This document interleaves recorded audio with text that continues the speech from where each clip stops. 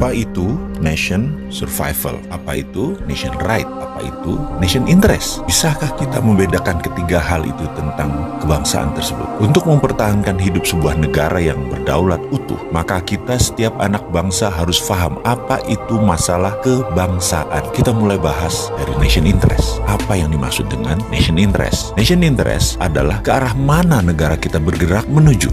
Sebentar, kita ini jangan-jangan ditanya nation itu apa, state itu apa, atau dalam bahasa Indonesia bangsa itu apa, negara itu apa, nggak ngerti ngebedainnya. Betul ya? Masih bingung? Kita bahas lebih dalam. Bangsa Indonesia itu jadi lebih dulu dari negara Indonesia. Bangsa Indonesia itu jadi lebih dahulu ketika Sumpah Pemuda tahun 1928 dengan mengatakan berbangsa satu, bangsa Indonesia. Maka sejak saat itu jadilah bangsa Indonesia. Sementara negaranya, negara Indonesia baru jadi setelah 17 Agustus 1945. Baru ada yang namanya NKRI, baru ada negara atau state. Bangsa atau nation itu ada haknya, ada right-nya, dan ini yang harus ditegakkan. Bagaimana menegakkan nation interest? Dalam jangka panjang, kita ini harus memiliki sistem bernegara yang kuat. Kita ini harus memiliki sifat bangsa yang penuh dengan kompetensi. Salah satu pentingnya bernegara adalah kita memahami prinsip bernegara. Yang membedakan negara Indonesia dengan Singapura, yang membedakan Indonesia dengan Cina, yang membedakan Indonesia dengan Amerika adalah prinsip bernegara masing-masing. Ada value yang ditanam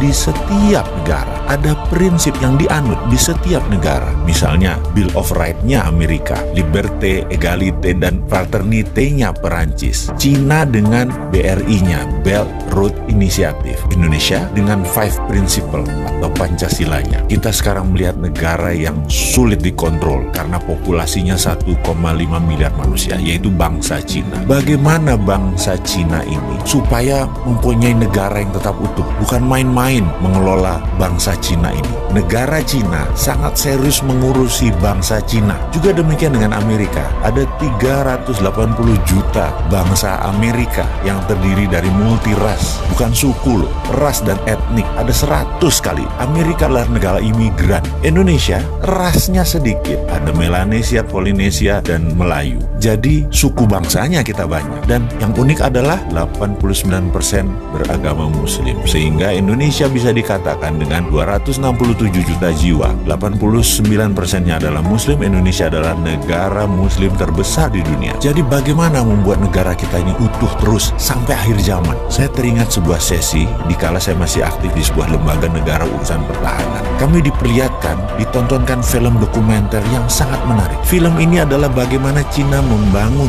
doktrin bernegara masuk ke bawah sadar anak-anak bangsa Cina. Diperlihatkan melalui kamera CCTV di video tersebut di sebuah tempat penitipan anak. Karena kala itu banyak sekali suami istri yang bekerja di Cina dan anak sematawayangnya dititipkan di tempat penitipan anak milik negara. Anak itu usianya berkisar 3-5 tahunan. Ketika mereka habis makan siang, mereka pun tidur siang secara bersama-sama. Kira-kira jam 1-an kira-kira. Dan baru terlelap 15 menit, lalu disetel lagu kebangsaan Cina. Ajaib, anak-anak itu bangun berdiri tegak sikap sempurna. Walaupun matanya tertutup, badannya doyong-doyong, sampai lagu tersebut berakhir kira-kira 1,5 menitan. Lalu mereka melanjutkan tidur lagi. Dan ini bagi saya luar biasa sekali. Lalu ada di sesi lain, mereka kan tinggal di rumah susun, yang apartemen itu. Dimana di sore hari banyak anak-anak lagi main basket, main bola, main tai chi, dan beragam aktivitas sore. Pada pagi dan siangnya, di tiang-tiang itu dipasang speaker toa banyak oleh sebuah tim. Ketika puncak kegiatan mereka kira-kira jam 5 sore, kembali diperdengarkan lagu kebangsaan Cina. Apa yang dilakukan? Anak-anak tadi yang lagi lari, lagi bergerak, tahu-tahu anak-anak itu semuanya diam,